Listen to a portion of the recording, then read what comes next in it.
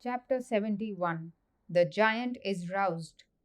When Ravana returned humbled and dejected, the gods rejoiced, foreseeing the speedy end of their troubles. Ravana entered the fortress, ashamed and anxious. After deliberating a while, he recovered his courage and ordered his sleeping brother Kumbhakarna to be roused. As the result of a curse, Kumbhakarna used to sleep for months together, and he had gone to sleep just a few days before the events last narrated. Ravana asked his ministers to spare no efforts to rouse Kumbhakarna at once and get him ready for battle. All my penances have proved futile. It looks as though the prophecy of the rishis will be fulfilled. Thus said Ravana to himself. But rooted in his determination to fight to the last, he issued orders as if he were certain of ultimate success. Let the warriors guard the fortress on all sides. My brother is sound asleep. He sleeps blissfully, unaware of my anxiety. He will not wake up for months together if left alone. It is only 9 days since he started sleeping. Rouse him at once. If he wakes up and goes to the battle, the enemy will be surely scattered. Who can stand before my Kumbhakarna? If he wakes up and opposes my enemies in battle, I need have no fear. Ravana's officers and their servants accordingly went to Kumbhakarna's palace. They knew that as soon as he opened his eyes, he would be rapaciously hungry. So they first prepared and piled up mountains of food for him. Then they made a great din, beating drums and blowing conches. Many Rakshasas exhausted themselves pushing and shaking the huge body of the Rakshasa. The noise that they made with their shouts and drums and trumpets filled the sky and frightened all the birds and beasts of Lanka. But Kumbhakarna in his sleep heard nothing. The Rakshasas worked hard at rousing him. They made elephants walk on his body. They took cudgels and belabored him.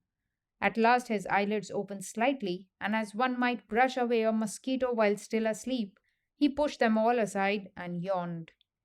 Kumbhakarna was thus disturbed in his sleep, which otherwise would have been months long. But before he could find out the cause for this, he began to eat and drink. The heaps of meat and the pots of blood and wine kept ready for him were finished. When his hunger was somewhat mitigated, the Rakshasas approached him to acquaint him with the situation. Ravana's minister Yupaksha said, My lord, we have been defeated in battle and stand in grave danger. You will remember the quarrel about Sita. The Vanaras with Rama and Lakshmana have arrived and are breaking through the fort. They have slaughtered and defeated our army, which never knew defeat before. Lanka is surrounded by the Vanara host as by an ocean. Ravana himself went to battle, but he retired from the field, having had the worst of it. It was our good luck that he escaped with life. Hearing this, Kumbhakarna was beside himself with rage. This very instant I shall go and destroy this enemy. I shall kill the Vanaras and drink the blood of Rama and Lakshmana. After finishing this first, I shall go and wait on the king.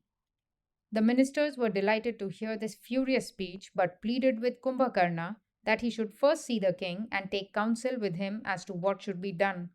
Kumbhakarna agreed, washed his face, and then strode in somber majesty to the hall of the king of Lanka.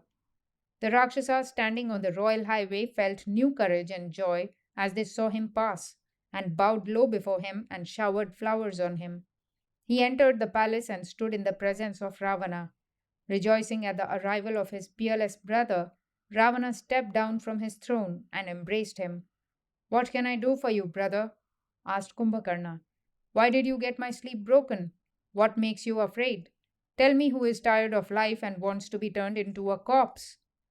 Brother, you do not know what has happened, said Ravana. You were lost in sleep.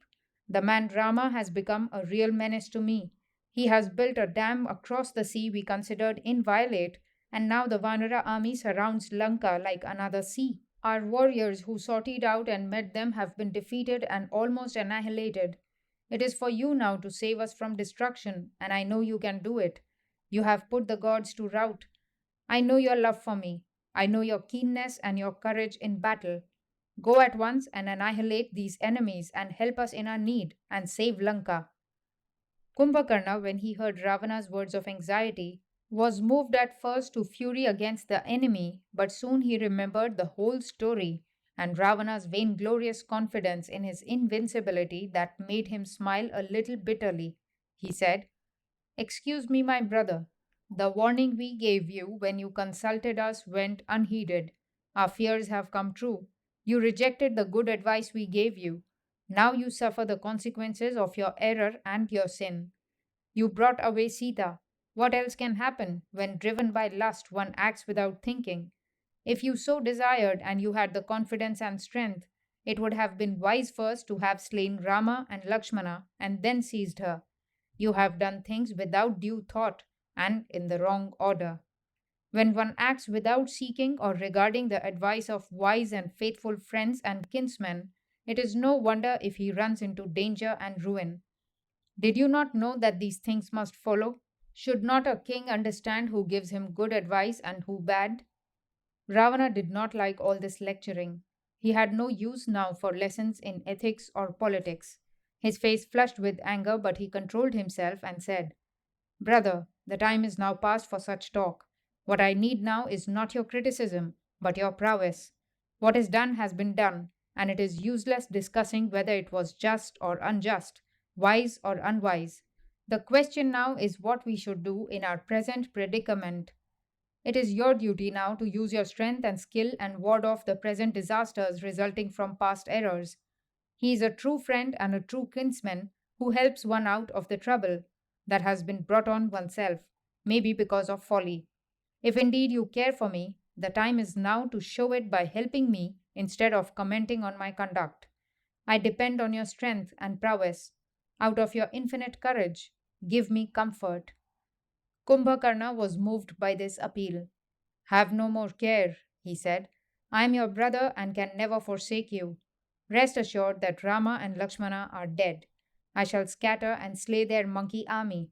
I shall fling at your feet the head of Rama, and you shall see the Vanara king's blood flowing on the battlefield.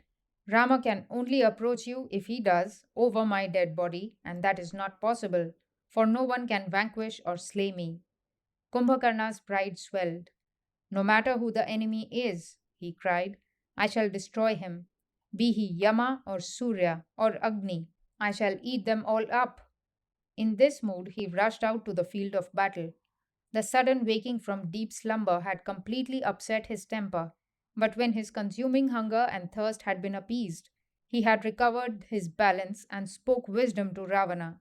Again seeing Ravana's plight, fraternal affection and pity made him forget everything else. Ravana was pleased. O my true warrior! O my brother! What a friend in need I have in Kumbhakarna! He exclaimed, confident that Kumbhakarna would return triumphant, and he now felt like one recovering from a mortal sickness. Kumbhakarna, armed with his great spear, was about to go to battle alone, but Ravana stopped him and sent an army to aid him. He covered his brother's big body with jewels and garments and blessed him, saying, Go, my hero, destroy the enemies and return victorious.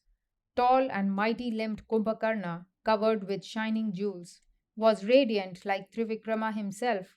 He circumambulated his brother, bowed and marched out spear in hand at the head of a great army amidst the plaudits of the Rakshasas and under a shower of flowers and good wishes.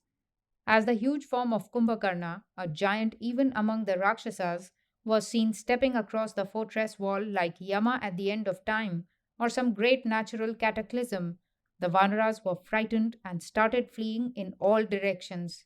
With great difficulty, the chiefs rallied them and put them in battle formation.